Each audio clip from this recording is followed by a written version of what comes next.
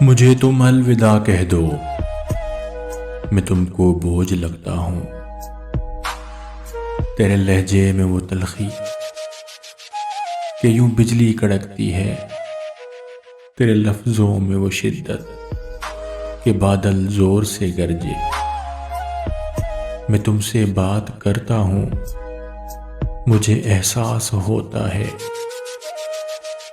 کہ تم اب وہ نہیں جانا جسے مجھ سے محبت تھی، وہ جس کی جھیل آنکھوں میں میرا ہی عکس رہتا تھا، وفا کا مان رکھتی تھی۔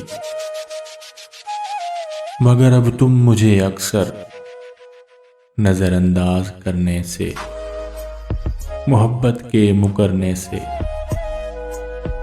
کہیں بہتر ہے رشتے کا یہ دھاگا توڑ ہی ڈالو۔